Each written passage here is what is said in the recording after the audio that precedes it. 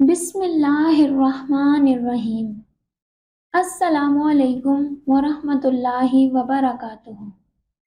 ناظرین گرامی، قارون کے خزانے کے متعلق آپ نے تاریخی حکایات اور محاورے تو سنے ہی ہوں گے۔ یہ وہی شخص ہے جس کا ذکر اللہ تعالیٰ نے قرآن مجید میں نشان عبرت کے طور پر کیا ہے۔ قارون کا قصہ اسرائیلی اور اسلامی دونوں طرح کی روایتوں میں ملتا ہے۔ یہ بنی اسرائیل کا وہی امیر ترین شخص تھا جس کے خزانے کی کنجیاں 300 اونٹوں اور خچروں پر لادی جاتی تھی، اور ہر کنجی چمڑے کی ہوتی تھی جو ایک خزانے کی چابی تھی۔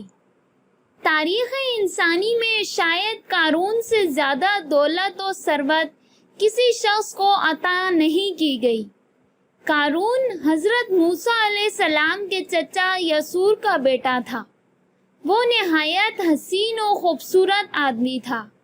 یہی وجہ تھی کہ بنی اسرائیل اور قبطی لوگ سے منور کہا کرتے تھے۔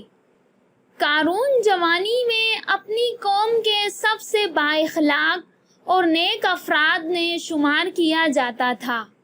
نیز قارون توریت کا بہت بڑا عالم دین بھی تھا، کیونکہ اس کی پرورش موسیٰ علیہ السلام کے سایہ الفت میں ہوئی تھی، اس لیے وہ کتاب کا علم بھی رکھتا تھا اور اچھی آواز کا مالک تھا۔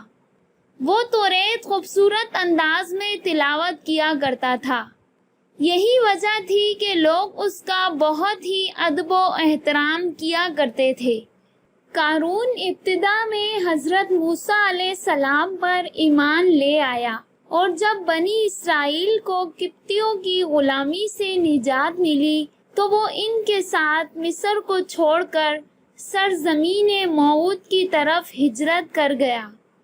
وہاں اس کے حالات ایک دم سے بدل گئے اور اس کے ہاتھ میں بے شمار دولت آئی۔ دیکھتے ہی دیکھتے وہ اپنی قوم کا امیر ترین شخص بن گیا، جس کا ذکر اللہ نے قرآن مجید میں کچھ یوں کیا ہے: بے شک قارون موسیٰ کی قوم سے تھا، پھر اس نے قوم پر زیادتی کی، اور ہم نے اس کو اتنے خزانے دیے کہ جن کی کنجیاں اٹھانا ایک طاقتور جماعت پر بھاری تھی۔ ایک جگہ فرمایا، جب اس سے اس کی قوم نے کہا کہ اتراؤ نہیں، بے شک اللہ اترانے والوں کو پسند نہیں کرتا، اور جو مال تجھے اللہ نے دیا ہے اس کے ذریعے آخرت کا گھر طلب کر، اور دنیا سے اپنا حصہ نہ بھول، اور احسان کر جیسا اللہ نے تجھ پر احسان کیا، اور زمین میں فساد نہ کر، بے شک اللہ فسادیوں کو پسند نہیں کرتا۔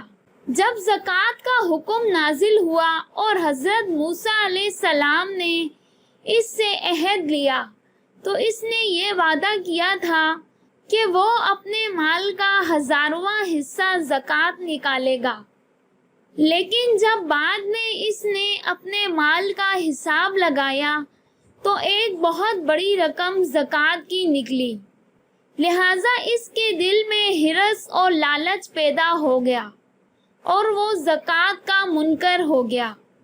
پھر اس نے حضرت موسیٰ علیہ السلام کو بدنام کرنے کے لیے ایک نہایت ہی گندی چال چلی۔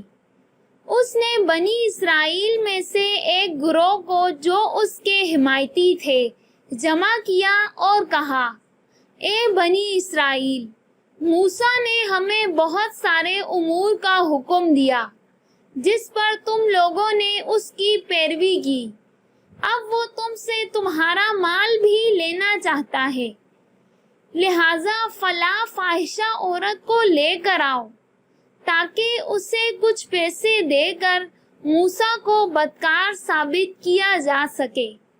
اس کے بعد قارون نے بنی اسرائیل کے لوگوں کا اجلاس طلب کیا، جس میں حضرت موسیٰ علیہ السلام بھی موجود تھے۔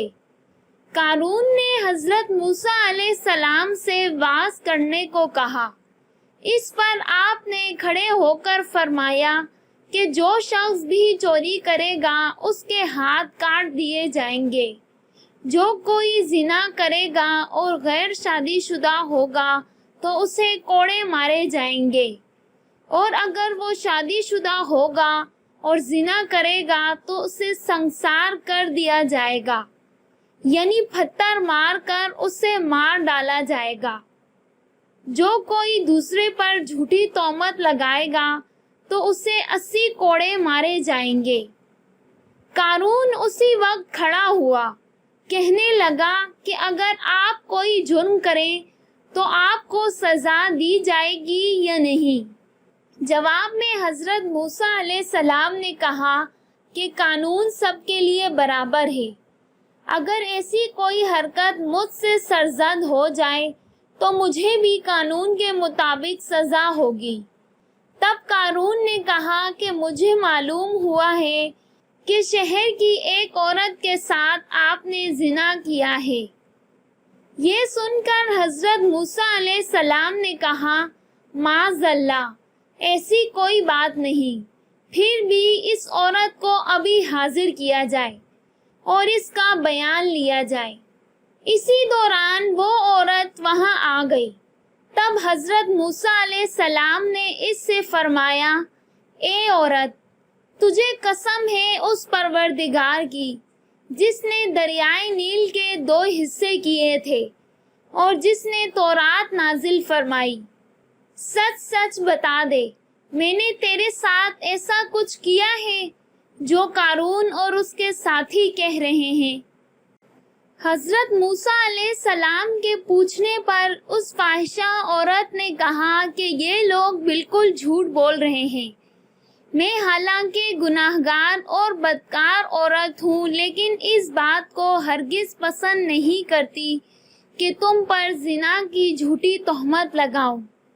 مجھے قارون نے تم پر جھوٹی تہمت لگانے کے لیے بہت بڑا لالچ دیا تھا اور پیشگی کے طور پر اشرفیوں کی 2 تھیلیاں دی تھی۔ ان تھیلیوں پر اس کی مہر لگی ہوئی ہے، وہ میں پیش کرتی ہوں۔